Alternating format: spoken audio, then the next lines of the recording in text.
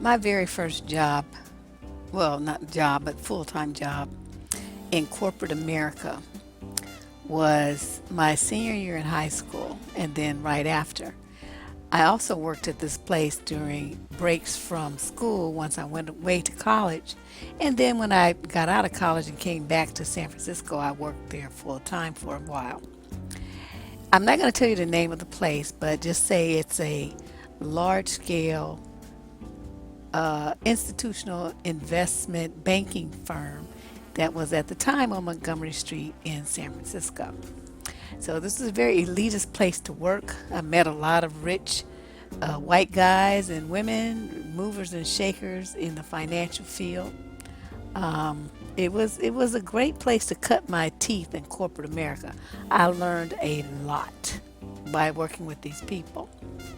And one thing I observed was how these guys, even some of them who were married, would bring in young, blonde, big breasted, blue eyed, ingenue type white girls into the office to, quote, work there. And, they would have their little flings with them and stuff. And then what would happen to those girls once the guys got through with them? It was very interesting. You know, it, they basically got dogged the fuck out. That's what happened.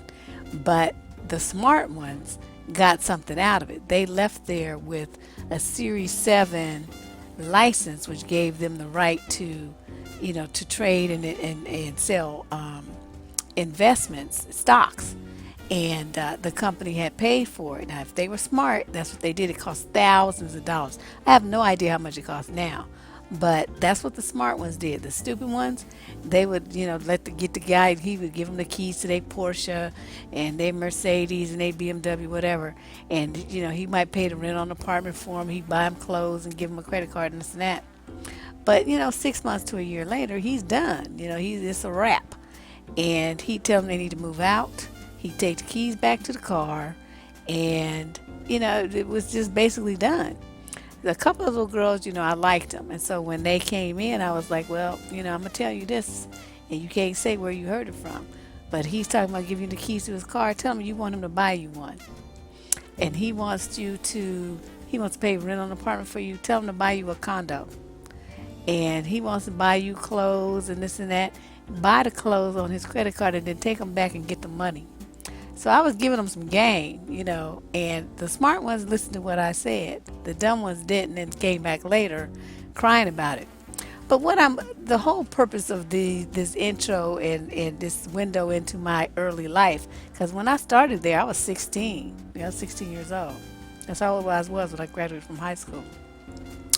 And I observed a lot. It was a very, very educational experience watching these very wealthy, very educated, like Harvard, Bolt Hall, I can't think of the names of all their universities right now, but these dudes went to some of the best schools in the nation. They were all rich, they were all white, and they were all Jewish. And I watched them do the dirt that they did to women, and I learned a lot. And so, what I want to talk about in this video is the the workplace romance and how unless you really handle your shit, it will be nothing but a disaster for you as a woman. Now, if you are now there are some cases where it will work. Let me tell you how. A, if you're in a company that doesn't have a written policy about it, and B, if the company that you have is so large that you and whoever it is you dating are in different divisions, in different buildings, in different campuses, possibly different cities. Maybe you met them at a meeting or whatever. Okay, in a situation like that, it probably will be fine and it'll work out really great. You may end up one of those companies that met and married on the job. However, in general, most companies aren't that big. And so you end up, you work on the fifth floor and the dude that you're kicking it with is on the third floor. And everybody knows your business. Everybody's watching you like a hawk. And it becomes a disaster for you. How is that possible? Let me explain. say you two are together, right? You know, of course, the energy that you exude, being being a couple on a job, people notice. Don't think that you're that good of an actress that your ass is like Oscar worthy, so you can pretend like all this shit that you're doing at night with this motherfucker is not happening. That you are deluding yourself. Everyone is gonna know that you two fucking okay. So here you go, you at work, and let's just say you two have a falling out. It's not like permanent, you don't break up, but you have a little spat, and you mad, and you ain't talking to him, and you don't want that. Okay, you're gonna bring that energy to work. Like I said, you're not no Oscar-worthy actress, and neither is he. So people are gonna notice. Oh, how come you're being so cold to so and so today? Oh, I noticed you haven't really been talking to so and so. Well, why didn't you and so and so eat lunch together today? Well, how come you and so and so didn't come to work together like you usually do? People are going to notice. They're going to make comments. Now, if you notice, they're not ever going to ask him those questions. They're going to ask you. And that's how it goes. They always ask the female, they never ask the male. Somehow, all this inquisitiveness and any associated blame and responsibility for what happened in this office romance is placed on you. I would strongly suggest that you reconsider any office type relationship. Why? Because this is my motto. This is my motto right here. Never get your honey where you make your money. And I have lived by that. I got that from my daddy. Um, I had this guy who was working at this law firm, and this guy, he's one of the associate attorneys, and I was working as a paralegal at the time. He approached me and he's asked me out and this and that. And the first I went out with him, a couple of times. He seemed pretty cool. But then I was telling my dad about it, and the guy was a associate attorney. I mean, he got hired by one of the best firms in San Francisco. Dude was sharp. Okay, I mean he was no knucklehead, but the fact that we worked together and we had to work so closely together because my partner was his supervisor, so it was kind of a incestuous type of situation. And my dad listened to everything I had to say, and he said, I'm going to, I hate to tell you what to do, but I'm going to suggest strongly that you leave this situation alone. Even though, this dude is on the fast track, he's going to end up making a lot of money. He could probably take really good care of you. He's going to, he obviously is into you. I mean, all the good stuff. However, as long as he's at that company and you work for that senior partner, there's going to be a conflict because if he has to do anything that's going to make him look weak, he's not going to want you to see it, and that's going to affect his performance.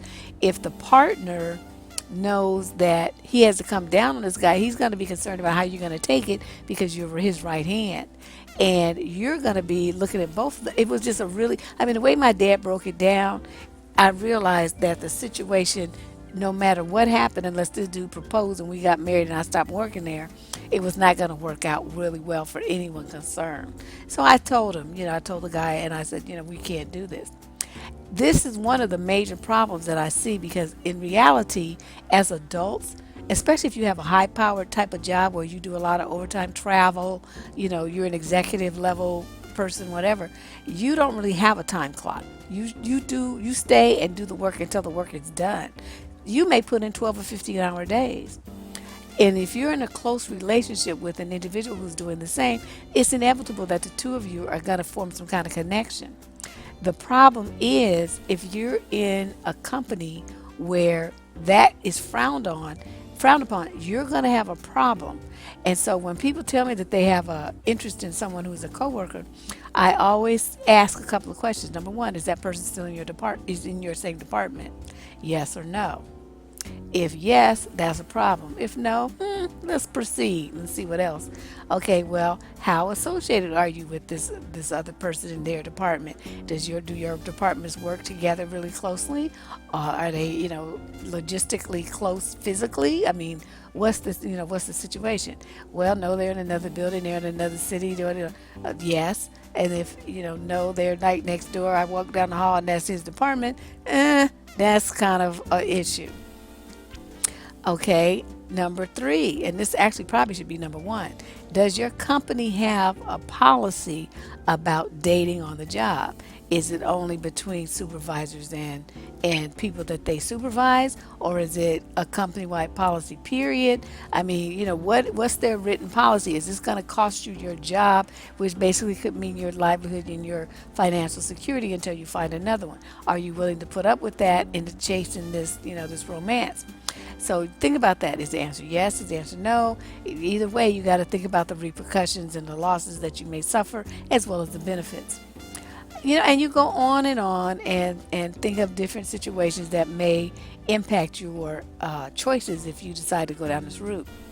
My own personal decision, like I said, has been to never date anyone where I work.